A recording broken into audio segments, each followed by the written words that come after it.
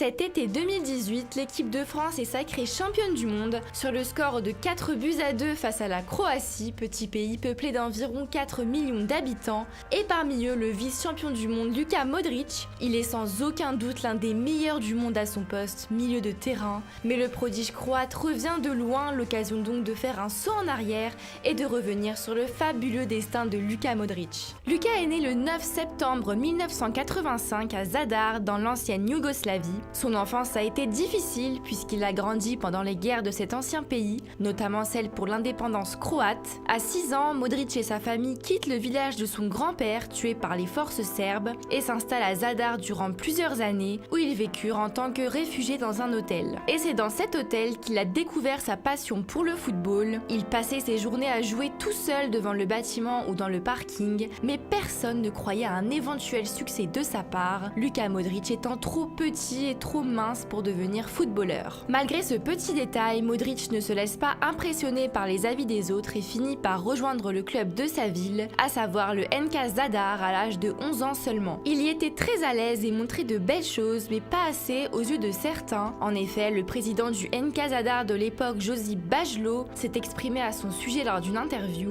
Il y avait ce garçon qui avait l'habitude de jouer avec la balle autour du parking de l'hôtel toute la journée. Il était tout mince et vraiment petit pour son âge, mais on pouvait tout de suite remarquer qu'il y avait quelque chose de spécial en lui, dans sa manière de jouer ou de se déplacer. Dans son toucher de balle aussi, la balle était jolie dans ses jambes, même si aucun d'entre nous n'aurait pu imaginer qu'il atteigne le niveau qui est le sien aujourd'hui. Et quand personne ne croyait en lui, un homme l'a aidé à se relever et à construire sa carrière. Il s'agit de Tomislav Basic, un de ses anciens coachs du NK Zadar. Considéré comme son deuxième père, Basic croyait en Modric et en ses rêves. Il a confié que le football était notre échappatoire de la réalité. Il a emmené l'adolescent dans de nombreux clubs pour l'aider à se faire remarquer, notamment dans son club de rêve, le Hajduk Split. Mais Modric voit son rêve se briser avant ses 18 ans puisque le club le rejette à cause de son physique, encore une fois jugé trop faible pour devenir professionnel. C'est un vrai problème pour lui et pour ceux qui le regardent jouer. Découragé, Modric était à deux doigts d'abandonner le football. Heureusement pour nous, cette idée a vite été oubliée par le Croate. Grâce à son coach qui établit un accord personnel avec un certain Zdravko Mamić, le jeune milieu de terrain rebondit chez le rival du Hajduk Split, le Dinamo Zagreb, à seulement 15 ans. Petite anecdote amusante, quand il était petit, Luka avoue que ses deux clubs préférés sont Chelsea et Barcelone. Et quand on sait qu'il a porté les maillots de Tottenham et du Real Madrid ensuite, la révélation est très étonnante. Et même si Modric se retrouve engagé chez le Dinamo Zagreb, rien n'est gagné pour lui. Encore une fois, personne ne croit en lui, pas même au sein du club pour qui il vient de signer. C'est pour cette raison que les dirigeants l'envoient directement en prêt au Zrinjski Mostar en Bosnie-Herzégovine pour la saison 2003-2004, un championnat assez particulier. Le Croate le raconte d'ailleurs dans une interview. Quand on a évolué dans la ligue bosniaque, après, on peut jouer n'importe où, ce n'est pas un problème. Ce championnat est tellement dur qu'il te forge une carapace. Ce prêt booste sa carrière et il sera prêté la saison suivante à l'Inter Zapresic en Croatie où il a brillé. Le Dinamo Zagreb est désormais convaincu et ne fait pas les choses à moitié. Le club prolonge le contrat de son milieu de terrain et le fait signer pour 10 ans. Pour l'aider à grandir durant sa formation, le Dinamo lui donne même des suppléments alimentaires de croissance. Une prolongation que Zagreb ne regrettera pas. Luka Modric enchaîne 3 saisons pleines sous le maillot bleu du Dinamo et c'est à l'âge de 22 ans qu'arrive enfin la consécration pour lui. Il est élu meilleur joueur du championnat croate en 2007, saison durant laquelle il inscrit 16 buts et délivre 11 passes décisives en 37 matchs. Avec de telles performances, les grands clubs commencent à s'intéresser à lui, mais pas n'importe lesquels. En effet, l'Olympique de Marseille aurait pu s'offrir la star du Dinamo. Malheureusement, le club croate réclamait une somme excessive pour son joueur. C'est ce que nous a révélé l'ancien directeur sportif de l'OM José Anigo lors d'une interview en 2011. Il conviendrait de ne pas oublier que si cette transaction ne s'est pas faite, c'est en raison des demandes financières du Dinamo Zagreb qui étaient excessives et trop élevées pour nous, et sans fondement pour l'époque, alors que le joueur n'avait encore rien prouvé sur la scène européenne. Marseille a donc raté une grosse opportunité, tout comme Arsenal qui le voulait dans son effectif, puisque c'est Tottenham qui arrive à le dénicher en 2008 pour un transfert de 21 millions d'euros. Il devient alors le joueur le plus cher du club londonien. Là encore, le prodige croate va en baver. En effet, de nombreuses critiques ont éclaté à son encontre, des critiques qui ont été en fait sa source de motivation, comme l'explique le joueur.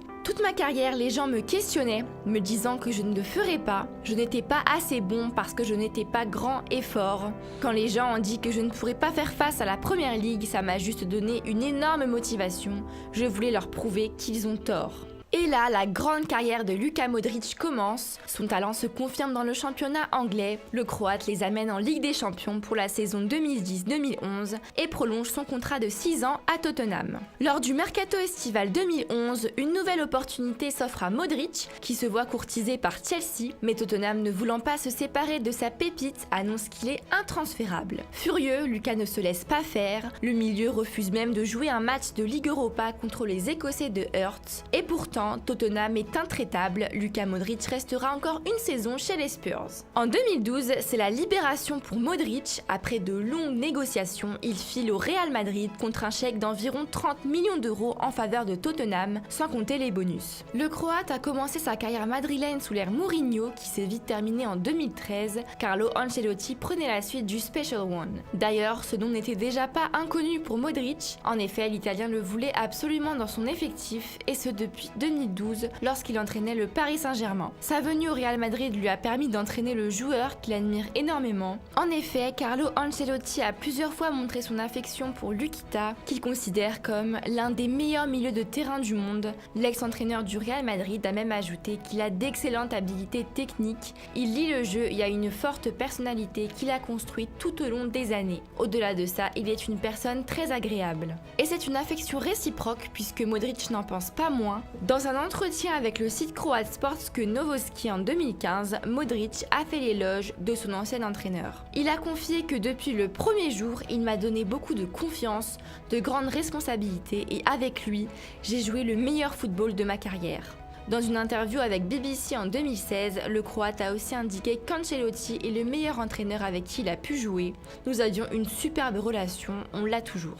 Mais Ancelotti n'est pas le seul à avoir considéré que Modric est important dans l'effectif madrilène. Zinedine Zidane l'a également répété. On sait que Luka est fondamental pour nous, il gère très bien les situations de jeu et hors du terrain, il est un spectacle grâce à son professionnalisme. Le Croate a convaincu de grands entraîneurs de différentes générations. 2 jours après sa signature au Real, Modric fait déjà son entrée lors du match retour de la Supercoupe d'Espagne qui opposait le Real Madrid au FC Barcelone. Les Madrilènes gagnent sur le score de 2-1 et le milieu remporte alors son premier trophée avec la Casablanca. Mais la date qu'il n'oubliera sûrement jamais, c'est le 3 novembre 2012 puisque le vice-champion du monde marque son premier but avec le Real Madrid contre le Real Saragosse en Liga. Et il ne s'est pas arrêté là puisqu'au Real, Luka Modric c'est 260 matchs, 13 buts et 39 passes décisives en 6 ans. Plus connu sous le nom de Lukita, il est donc l'une des pièces maîtresses de l'effectif madrilène et idem en sélection. Le capitaine a participé à la Coupe du Monde 2006, à l'Euro 2008 et 2012 et aux Coupes du Monde 2014 et 2018, 2 mondiaux dans lesquels l'équipe a brillé, en partie grâce au Croate qui a réussi à amener son pays en finale. Le petit prince croate a rendu fier son pays qui était à 2 doigts de gagner sa première étoile. Mais la Croatie ne l'a pas toujours apprécié. En effet, il est soupçonné d'avoir livré un faux témoignage lors du procès de Zdravko Mamić, vice-président du Dinamo Zagreb à l'époque, accusé de malversation sur des transferts dont celui de Modric vers Tottenham. Mais le joueur a témoigné en faveur de Mamić, détesté de nombreux supporters croates persuadés de sa malhonnêteté. Outre cet épisode malheureux, Luka Modric est récompensé de ses performances depuis ses débuts. Il a été 3 fois champion de Croatie avec le Dinamo Zagreb, a remporté 2 fois la Coupe de Croatie avec la même équipe, mais il a surtout multiplié les titres avec le Real Madrid, vainqueur du mondial des clubs à 3 reprises, 2 fois de la Supercoupe d'Espagne, 4 Ligues des Champions en l'espace de 5 ans, une Coupe d'Espagne en 2014, une fois champion d'Espagne en 2017 et vainqueur de la Supercoupe d'Europe en 2014, 2016 et 2017. Et le milieu de terrain brille autant collectivement qu'individuellement. Il a gagné de nombreux titres individuels et parmi eux, il a été élu meilleur joueur croate de l'année 2007, 2008, 2011, 2014 et 2016. Il a également reçu le Ballon d'Or de la Coupe du Monde des clubs de la FIFA en 2017, est élu 5e au classement du Ballon d'Or 2017, meilleur milieu de terrain de la saison 2017-2018